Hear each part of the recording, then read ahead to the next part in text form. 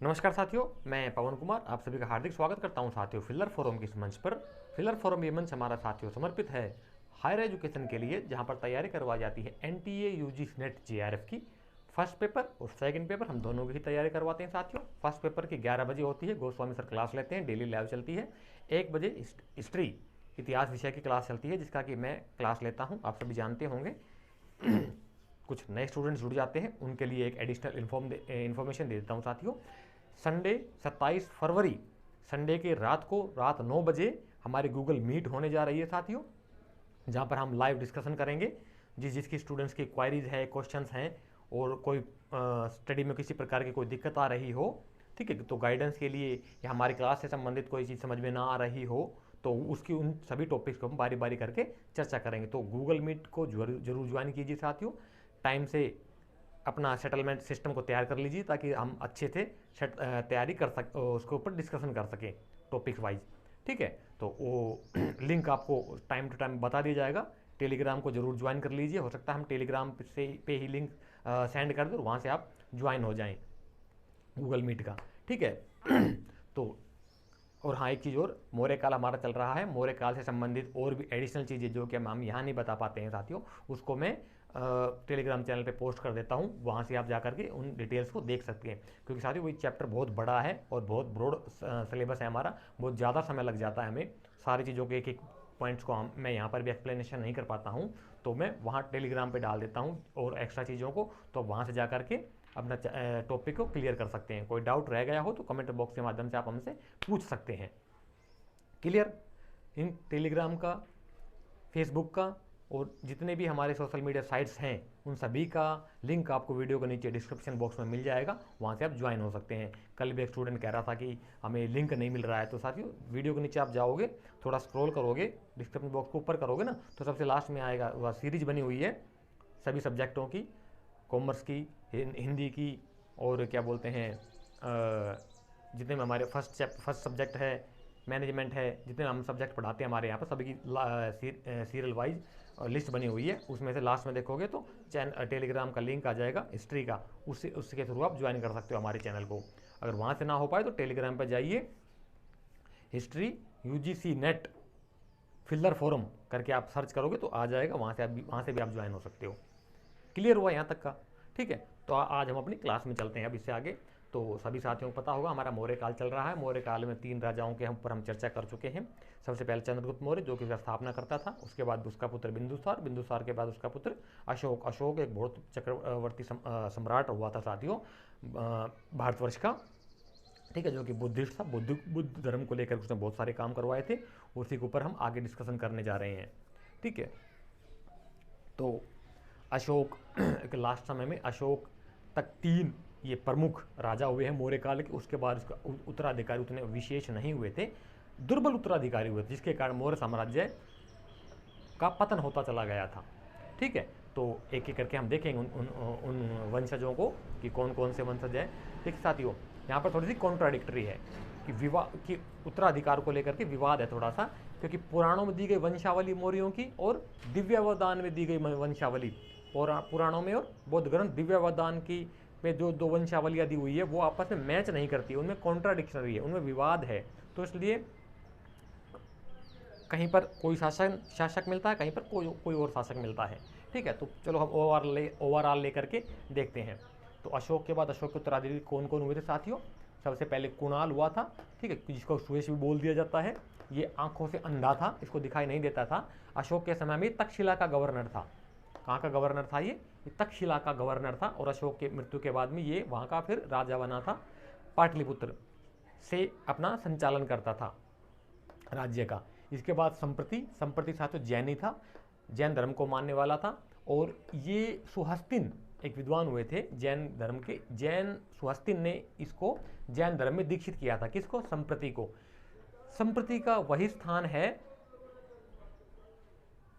जैन दर्शन में, जैन संप्रदाय में, जो स्थान बुद्ध संप्रदाय में अशोक का है। यानी कि बुद्ध इसको क्या बोलते हैं, चंद्रगुप्त मौर्य, दूसरा चंद्रगुप्त मौर्य कहा जाता है जैन धर्म का। किसको? संप्रति को। क्यों? क्योंकि जैन धर्म को बहुत ज़्यादा मानने वाला था और जैन धर्म को लेकर किसने काफ़ी सारे कार्य किए थे, ठीक है। और इसकी जो उपाधि थी वो साथियों त्रिखंडाधिपति की थी। क्या थी? त्रिखंडाधिपति, त्रिखंड अधिपति, तीन भूमियों का स्वामी, तीन खंडों का स्वामी एक प्रकार से, ठीक है। इसके बाद इसका उत्तर और आया था, उत्तराधिकारी जो था वो था शालीशुक। शालीशुक, तो शालीशुक जो था साथियों अपने बड़े भाई या इसको बृहस्पति बोल देते हैं शालीशुक को, अपने बड़े भाई को मार करके इसने राजगद्दी हथिया ली थी, जो अधार्मिक था। सीधी सी बात है, जब अपने बड़े भाई को मार करके शासन संभालेगा, राजा बनेगा, तो अधार्मिक ही होगा वो, धार्मिक प्रवृत्ति का इंसान थोड़ी ना होगा, अधार्मिक होगा, ठीक है। उसके बाद आता है जालोक। जालोक के बारे में कल्हण कहते हैं साथियों राजतरंगिणी में कि ये कश्मीर का शासक था, अशोक का उत्तराधिकारी। कश्मीर में अशोक का उत्तराधिकारी था ये।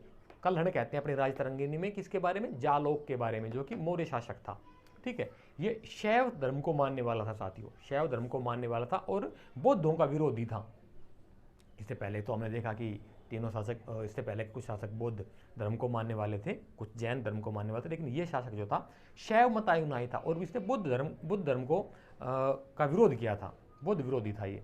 उसके बाद वीरसेन। वीरसेन के बारे में लामा तारानाथ कहते हैं साथियों, ये गांधार का शासक था, जो कि अशोक का पुत्र था, अशोक का पुत्र था। वीर गांधार का शासक था, गांधार का गवर्नर था, जो आज आधुनिक अफगानिस्तान में कंधार जिसको बोल देते हैं। अफगानिस्तान का एक प्रांत है साथियों कंधार। कंधार उस समय का गांधार हुआ करता था, जो कि महाभारत कालीन तक इसकी प्राचीनता जाती है। क्यों? क्योंकि गांधारी वहीं की थी।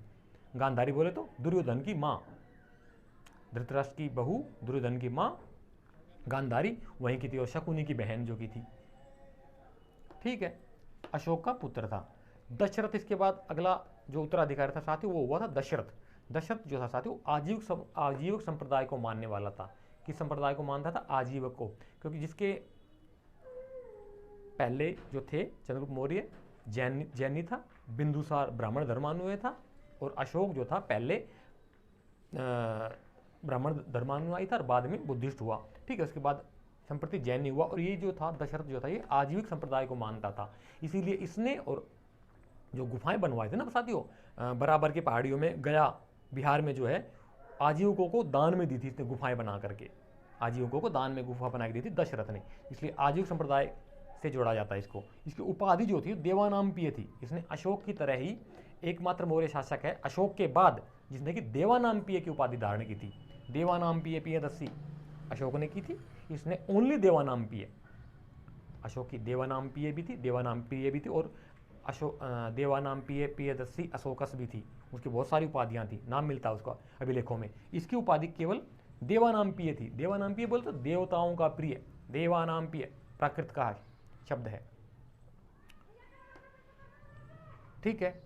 इसके बाद अंतिम जो शासक हुआ था ना साथियों, 10 शासक हुए थे मौर्य काल में, जो और अंतिम जो शासक हुआ था साथियों वो बृहदर्थ हुआ था, बृहदर्थ, ठीक है। अंतिम मौर्य शासक था बृहदर्थ। बाणभट्ट इसके बारे में कहते हैं कि प्रज्ञा दुर्बल था।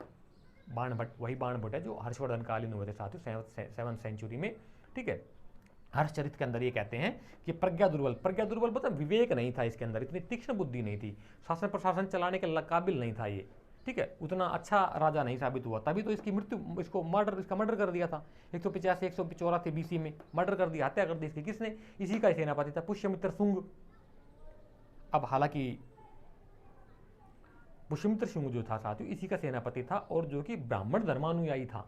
तो इसको जो आधुनिक बुद्धिस्ट की तरफ जिनका झुकाव है जिन इतिहासकारों का, और जो बुद्ध को मानते हैं वो लोग, वो कहते हैं कि ये बुद्धिस्टों को खत्म करने के लिए ब्राह्मणों की साजिश थी। हालांकि ऐसा नहीं है, इससे पहले उसके बाद में बहुत सारे ऐसे हुए हैं साथियों जिन्होंने सत्ता परिवर्तन की है। क्यों? क्योंकि ये साथियों दुर्बल उत्तराधिकारी था। अब जो सेनापति था, वो सेनापति तो सीधी सी बात यार क्षत्रिय होगा, चाहे पौरुष में क्षत्रिय था, जाति में भले ही वो ब्राह्मण हो, लेकिन पौरुष में जो क्षत्रिय होगा तो वो होगा साथियों डोमिनेंट होगा, वो लड़ाकू किस्म का होगा। वो क्यों चाहेगा कि दूसरे के लोग आकर के हमारे साम्राज्य के ऊपर कब्जा कर ले? वो साम्राज्य को निर्बल होता हुआ नहीं देख सकता था। कौन? पुष्यमित्र शुंग, जो कि इसका सेनापति था। इसलिए, और जब साम्राज्य धीरे धीरे कमजोर होने लगा तो बाहर के लोगों ने हमले करने शुरू कर दिए। शक, यवन, शक, कुषाण बाद में आए, सातवाहनों ने महाराष्ट्र की तरफ से बढ़ना शुरू कर दिया। तो इसने क्या किया? ये तो इसने देखा, किसने? पुष्यमित्र शुंग ने, कि ये तो साम्राज्य हमारा कमजोर होता जा रहा है, अगर राजा इसी प्रकार रहा तो खत्म हो जाएगा और हमें भी मरवा डालेगा ये। तो इसने क्या किया कि जब ये बृहदर्थ सुबह सुबह अपनी सेना के निरीक्षण करने के लिए जा रहा था, सेना का निरीक्षण कर रहा था, आर्मी की सैल्यूट ले रहा था, तो पीछे से धोखे से पुष्यमित्र शुंग ने इसकी हत्या कर दी, इसका मर्डर कर दिया और सत्ता और खुद राजा बन गया। और वहां से ही शुरुआत होती है शुंग राजवंश की। किसकी? शुंग राजवंश। वो अब इसके बाद आगे पढ़ेंगे हम उसके बारे में, ठीक है। तो 185-84 में इसकी हत्या कर दी थी, बाणभट्ट कहते हैं, ठीक है। तो कहाँ पे खत्म हो गया? चंद्रगुप्त मौर्य, ये क्या बोलते हैं, ब्रदरथ खत्म हो गया यहाँ पे, और मौर्य साम्राज्य खत्म हो गया। उसके बाद शुरू हो जाता है शुंग वंश। लेकिन अभी हम थोड़ा शासन पर शासन के ऊपर और देख लेते हैं, क्योंकि बहुत सारे क्वेश्चन यहाँ से बनते हैं, बहुत ब्रॉड हमारा ये चैप्टर है। क्लियर? पतन के क्या कारण थे? अब देखिए साथियों, पतन के क्या क्या कारण थे, जैसे कि अभी हमने बताया, बहुत सारे अलग अलग विद्वानों अलग अलग कारण माने हैं, तो हम एक एक करके डिस्कशन करते हैं इसके ऊपर, ठीक है। अहिंसावादी नीति एच.सी. रायचौधरी मानते हैं। एच.सी. रायचौधरी क्या मानते हैं कि अहिंसावादी नीति थी मौर्यों की। क्यों? क्योंकि कलिंग युद्ध के बाद अशोक ने लड़ाई झगड़ा छोड़ दिया था साथियों, युद्ध छोड़ दिया था। उसके बाद शांतिप्रिय नीति के अंदर धीरे धीरे करके क्या सेना दुर्बल हो गई।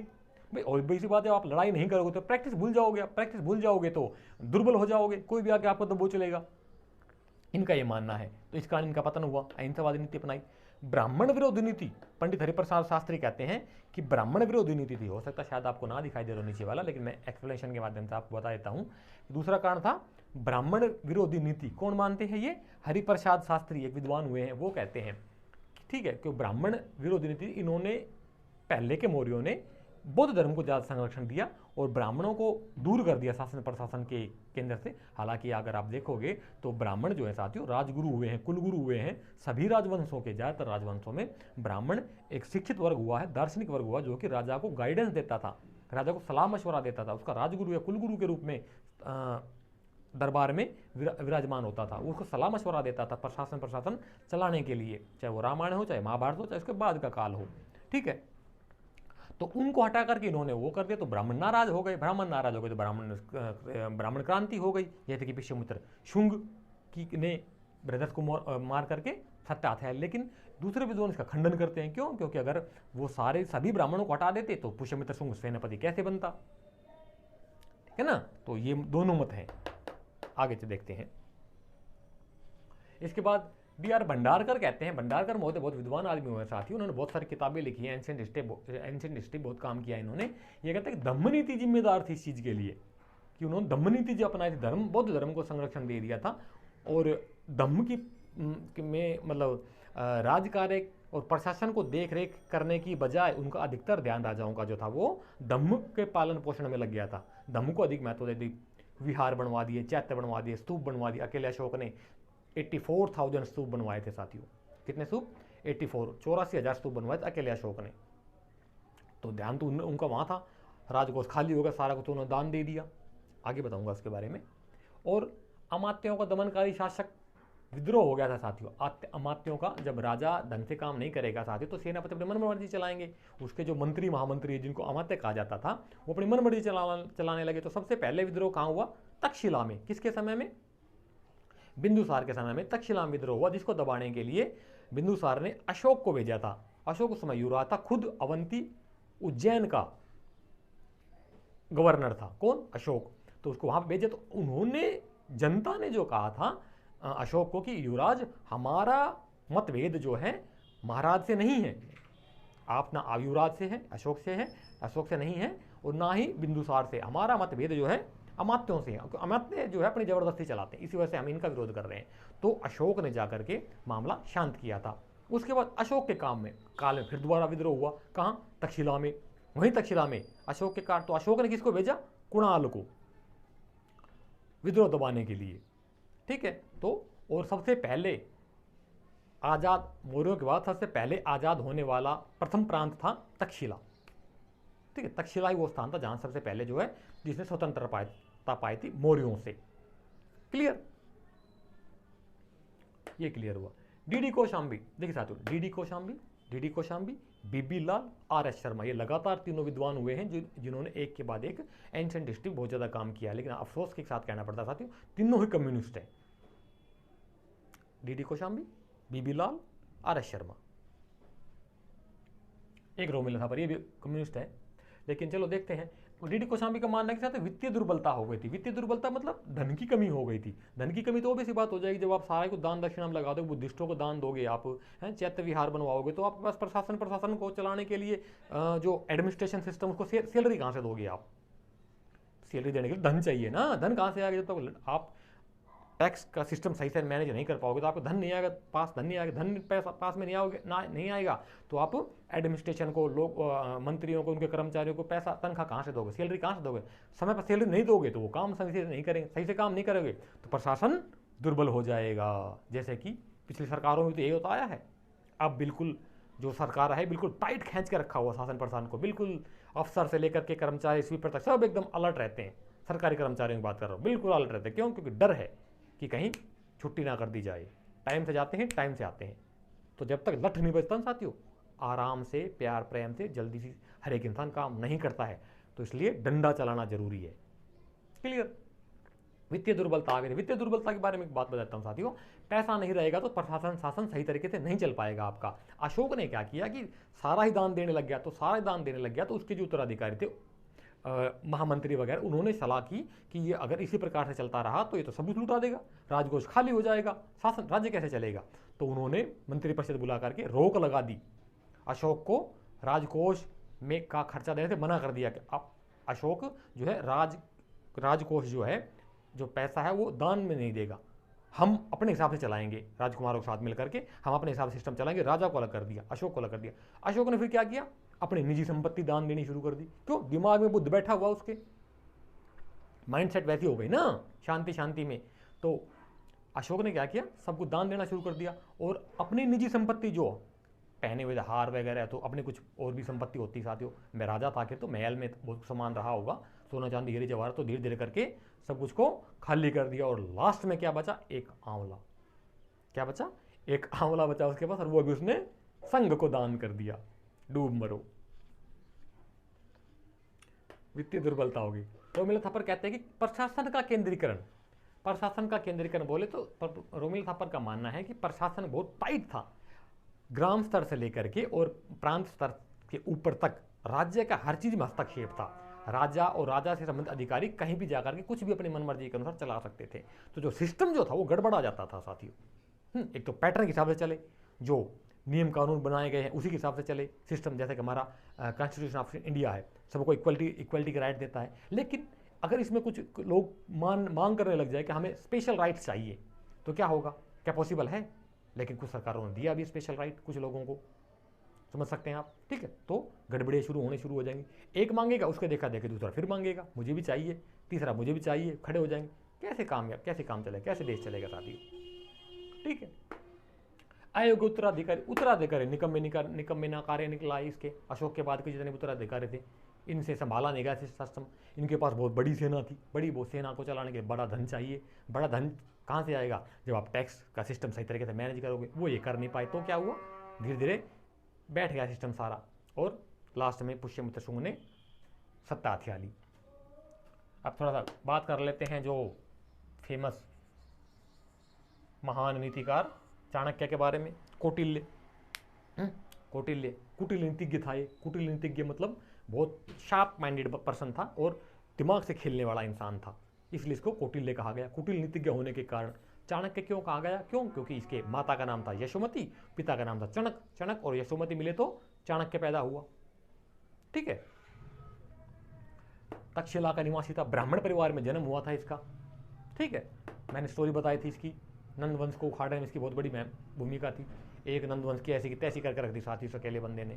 क्या बंदा रहा होगा नहीं, नंदवंश, जिससे कि दूर दूर के राजा तक डरते थे, इतनी बड़ी सेना थी उनकी। हैं, इस अकेले बंदे ने चंद्रगुप्त मौर्य के साथ मिलकर प्लानिंग करके क्या सिस्टम बनाया कि धज्जियां उड़ा दी नंदों की। तक्षशिला का ब्राह्मण परिवार में जन्म हुआ था। यशोमती और चणक मिले तो चाणक्य बना। हाइड्रोजन का एक परमाणु प्लस ऑक्सीजन के दो परमाणु, क्या मिला? H2O। क्या बना? H2O। Hydrogen plus oxygen equal to H2O। It means Yashomati plus Chanak equal to Chanakya पैदा हुए। क्लियर हुआ? अच्छा, कुटिल राजनीतिज्ञ होने के कारण उसको कौटिल्य कहलाए।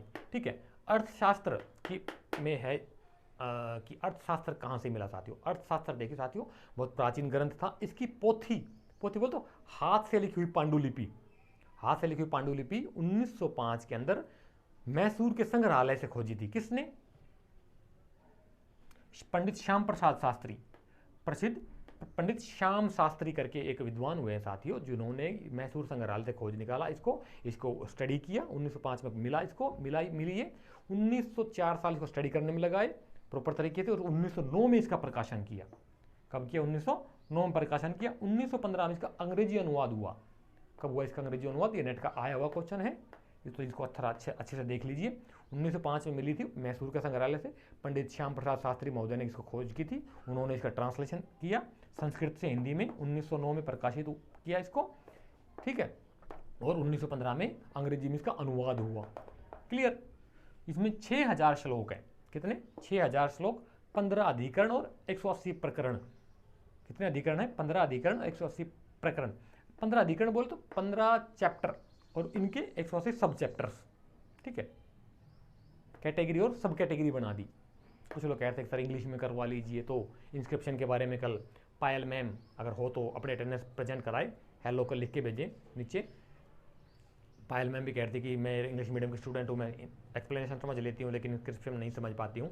तो देखिए पायल मैम, इंस्क्रिप्शंस जो है ना हम हिंदी में ही समझा पाएंगे आपको, इंग्लिश में आप अपने बुक्स में देख सकते हैं, क्योंकि मोस्टली स्टूडेंट्स जो हमारे हिंदी के हैं। कल भी बताए थे, ज़्यादा टाइम नहीं खराब करना चाहिए इन चीज़ों के पीछे, आप देख लीजिए अपने हिसाब से, ठीक है। सप्तांग सिद्धांत बहुत इंपॉर्टेंट है साथियों, नेट का आया हुआ क्वेश्चन है। सप्तांग सिद्धांत, सप्तांग सिद्धांत कौन कौन से? इसने कौटिल्य ने अपने अर्थशास्त्र में बताया है कि राज्य को चलाने के लिए उसके 7 प्रमुख सिद्धांत होते हैं। 7 प्रमुख चीजें होती हैं। 7 कौन कौन चीजें होती हैं? साथ ही साथ 7 चीजों को उसने जोर दिया। कौन कौन? सबसे पहले राजा, उस समय का राजा। आज का राजा कौन है? हमारे पीएम माननीय मोदी जी, ठीक है, राजा हो गया। अमात्य, उसके महामंत्री, महामंत्री कौन है? कैबिनेट, जिसके सारे मंत्री हैं, और गृह मंत्री हमारे अमित शाह है, तो ये अमात्य हो गए। जनपद, जनपद बोलते प्रांत हो गए, प्रांत और डिस्ट्रिक्ट वगैरह हो गए, पर पूरा ही ज्योग्राफिकल एरिया हो गया।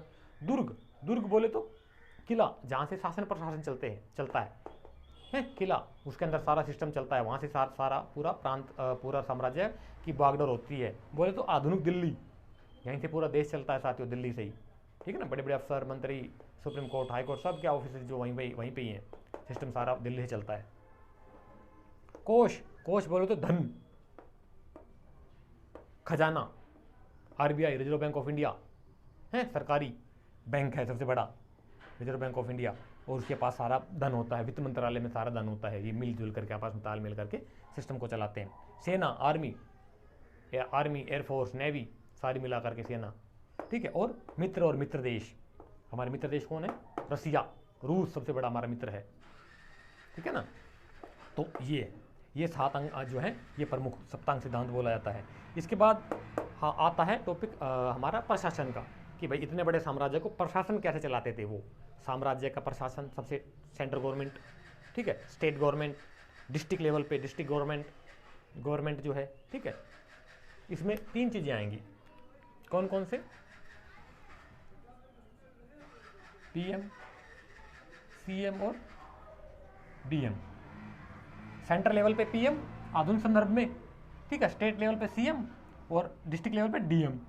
Prime minister Modi ji, CM आपके सभी राज्यों के अलग अलग सीएम होते हैं साथियों, चीफ मिनिस्टर्स, और डीएम डिस्ट्रिक्ट मजिस्ट्रेट, कमिश्नर जो लगते हैं, जो आईएएस होते हैं वो कमिश्नर लगते हैं, डीएम लगते हैं, डिस्ट्रिक्ट मजिस्ट्रेट बनते हैं। उसके हाथ में पूरा जिले का मालिक होता है एक, कौन? डीएम, डिस्ट्रिक्ट मजिस्ट्रेट, जो आईएएस यूपीएससी क्वालिफाई करके जाते हैं, सबको पता होगा।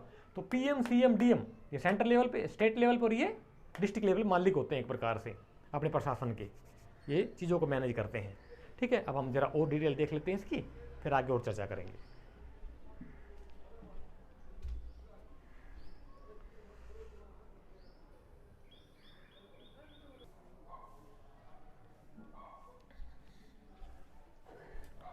तो साथियों अब जरा मौर्यकालीन प्रशासन के ऊपर देख लेते हैं। 1 सेकंड यार, ये तो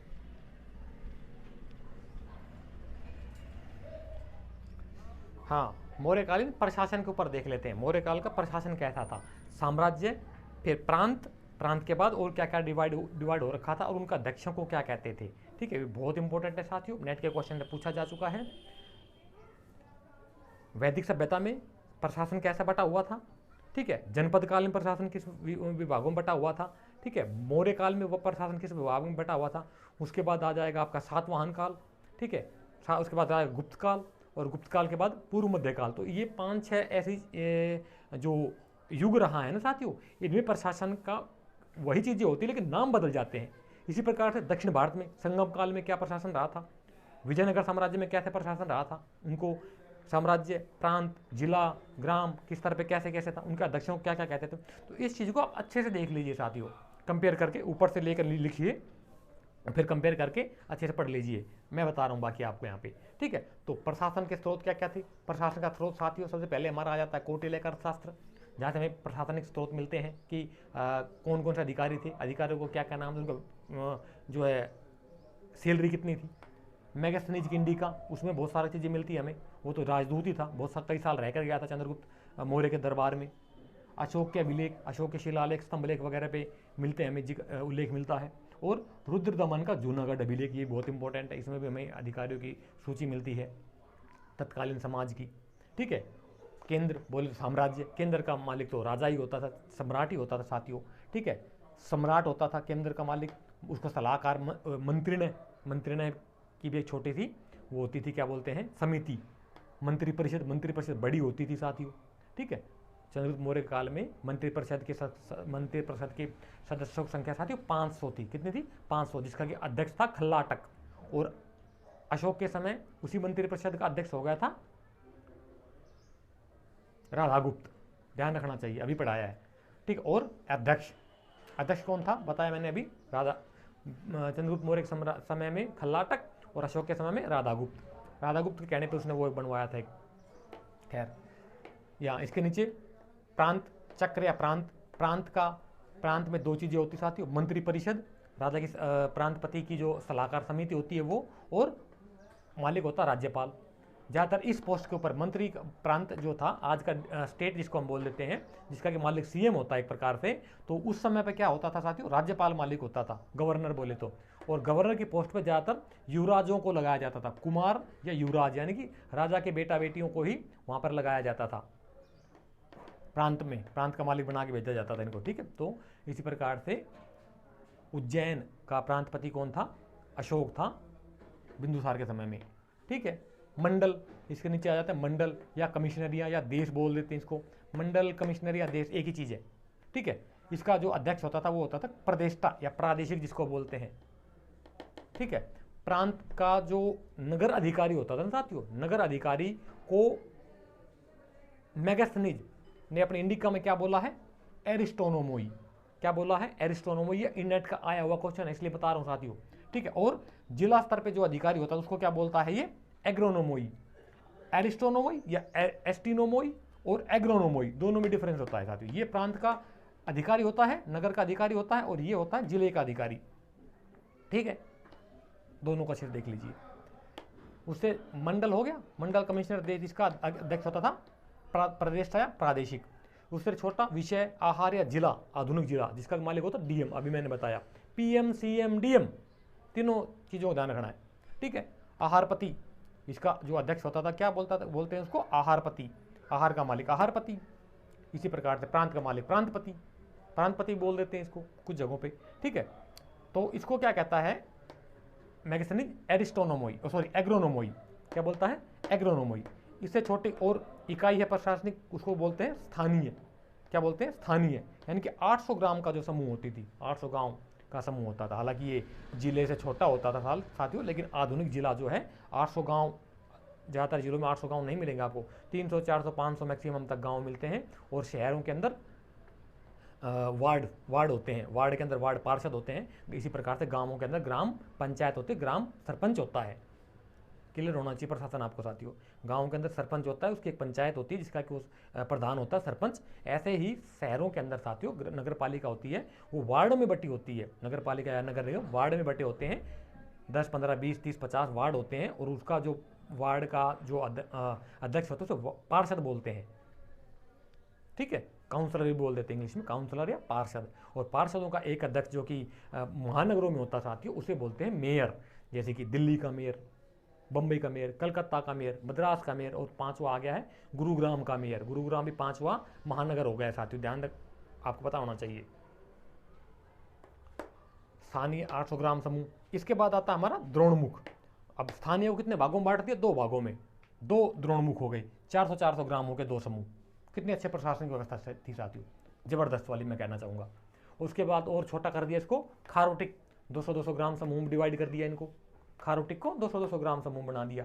संग्रहण और छोटी इकाई कर दी संग्रहण, इसमें 10-10 ग्राम बना दिए। इसका अधिकारी जो था वो अध्यक्ष जो था क्या कहलाता था, गोप।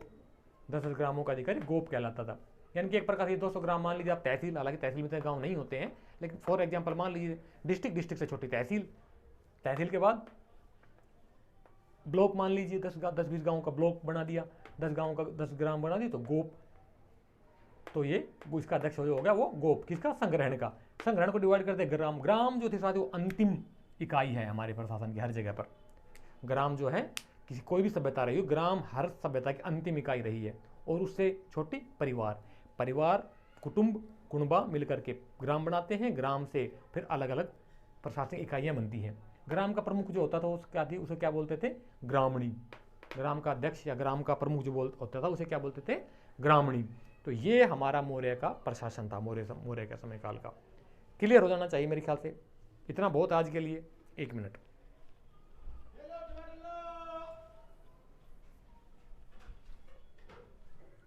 ठीक है।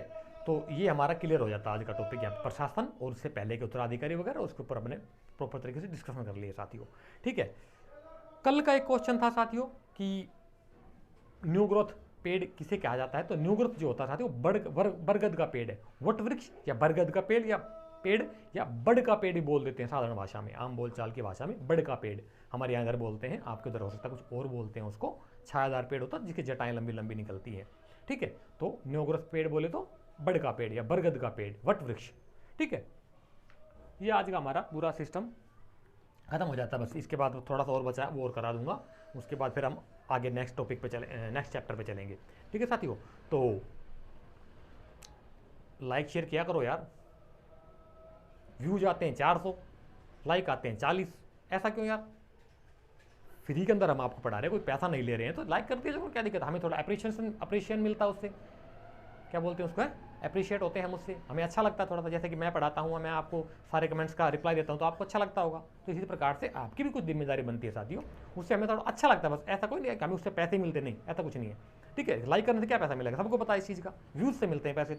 तो लाइक कीजिए, शेयर कीजिए, सब्सक्राइब कीजिए हमारे चैनल को, यही हम आपसे उम्मीद करते हैं, ठीक है। तो आज की क्लास को साथियों यहीं पर ख़त्म करते हैं। आप लगे रहिए अपने काम में। एक चीज़ और बता देता हूँ, टेलीग्राम के ऊपर मैंने बहुत सारी पोस्ट की हैं इसी चैप्टर को लेकर के, उसको जरूर देख लीजिए, वहाँ से डिटेल आपकी कंफर्म हो जाएंगी। क्योंकि अध्यक्षों के बारे में बहुत ज़्यादा हैं वो अध्यक्ष, और उनके एक एक करके अगर एक्सप्लेनेशन करने लगे तो बहुत ज़्यादा समय लग जाएगा, वीडियो बहुत लंबी बन जाएगी साथियों, और इतनी लंबी वीडियो को हर एक को देख नहीं पाता है, समस्या ये आती है, ठीक है। तो टेलीग्राम चैनल को ज्वाइन कर लीजिए, वहाँ से आपको डिटेल्स सारी मिल जाएंगी, टाइम मैं खुद अपडेट्स वहाँ पे डालता रहता हूँ, ठीक है। तो यहाँ तक का ये हमारा टॉपिक क्लियर हो जाता है। अब हम नेक्स्ट वीडियो में से आगे और डिस्कशन करेंगे। तब तक के लिए आप सभी का धन्यवाद। जय हिंद, जय भारत।